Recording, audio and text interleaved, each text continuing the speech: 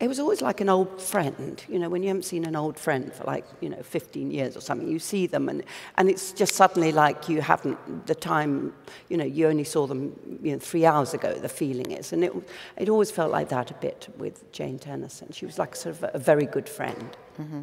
And she was actually modelled on a real cop. She was modelled on a real cop, but the real cop was quite different. She was gay, and she was overtly gay. She was, you know, completely declared gay. She always said, I always let all the police know that I'm gay because then they can't accuse me of fucking my way to the top. So she was that kind of policewoman. Oh, she sounds great. I'd like to see round two where we do the real Jane Tennison. She sounds incredible.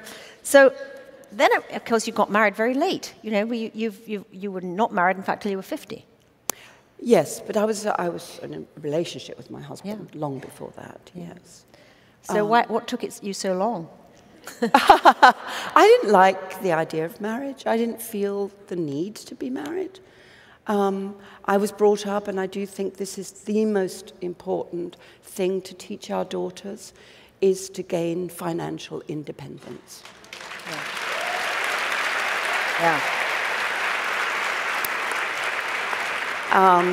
And the great tragedy, again, about India's daughter was, here was a girl who was trying to find her way to financial independence in one of the most noble professions. So once you're financially independent, it gives you the freedom.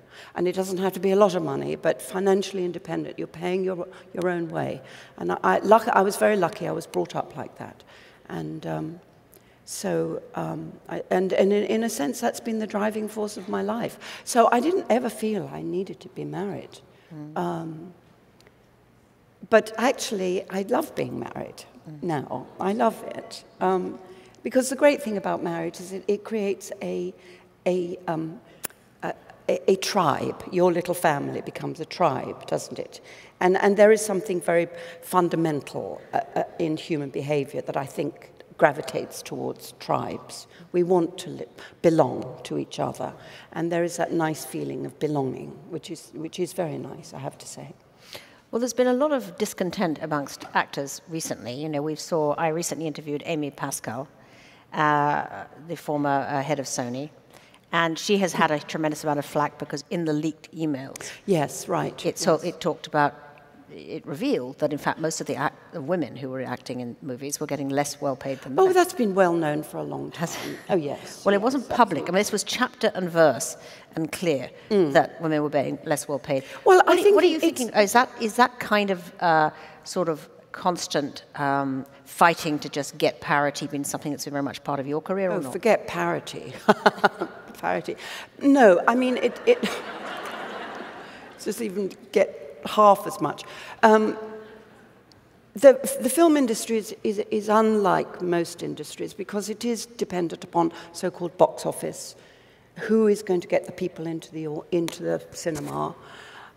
It has been traditionally driven by the young male, 15 to 25, 27-year-old male, has traditionally been the driving force of box office in movies.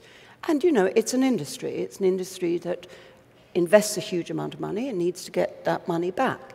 So they understandably, they go, well, how do we get the money back? Oh, I know.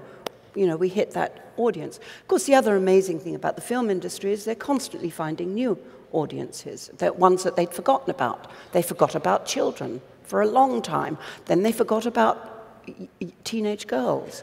And then they forgot about older people, and they're just rediscovering the older audience. So they're constantly finding new audiences. But the main sort of driving force, I think, is still the 18 to 25-year-old. And I think it's very interesting. As far as I remember, I read this somewhere, you know, if a young couple are going out on a date, you know, the boy won't go to see the movie the girl wants to see. The girl will go to see the movie that the boy wants to see, which is why they drive the box office, which is why the Bruce Willises of the world or the Brad Pitts or whoever get far more money